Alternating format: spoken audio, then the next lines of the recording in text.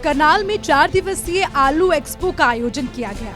Expo के समापन समारोह में प्रदेश के कृषि मंत्री जेपी दलाल ने बतौर मुख्य अतिथि शिरकत की। जेपी दलाल ने एक्सपो में लगाई गई आलू की प्रदर्शनी में नई नई किस्मों को देखा और किसानों से भी इसे अपनाने की अपील की। अलग अलग वैरायटी जो यहाँ हमारे देश में कामयाब हो सकती है, उनका प्रदर्शन यहाँ पर होता है। ये हमारा जो बाग है हॉर्टिकल्चर का, उसका एक केंद्र है और किसानों की आमदनी बढ़ाने के लिए जो जो नई नई चीज़ करनी होती है, फसलों का विविधीकरण करना होता है, इस केंद्र के माध्यम से भी ये काम होता है।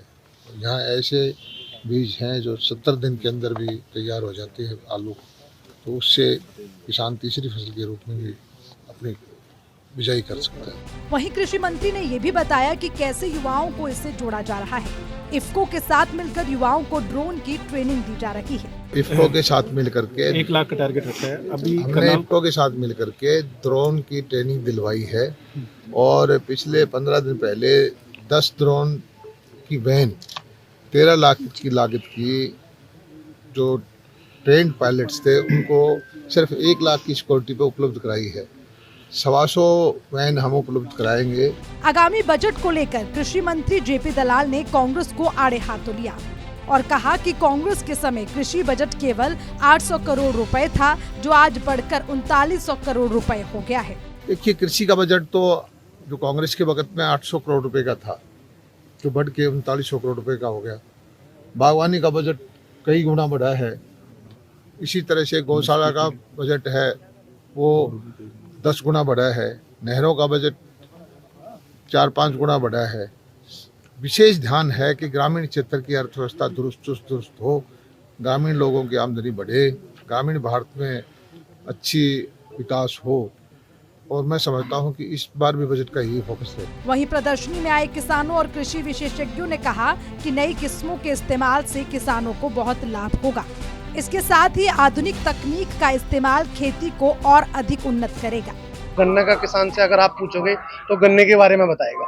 अगर मैं आलू का हूँ तो मुझे आलू के बारे में बेनिफिट बता सकते हैं। पर्टिकुलर एक 3 महीने की क्रॉप है। 3 महीने की क्रॉप में अगर हम अच्छा प्रोसेसिंग वैरायटी अगर हम लगा रहे हैं तो हमें आराम से अच्छे खासा 20,000-25,000 प्रति बीघा हमें बच जाता है। आलू प्रौद्योगिकी केंद्र श्यामगढ़ करनाल है। यहाँ से सीड लेके आगे मल्टीप्लाई कर सकते हैं, सर्टिफिकेशन में जा सकते हैं, फाउंडेशन ले सकते हैं, ब्रीडर ले सकते हैं, मिनी ट्यूबर ले सकते हैं।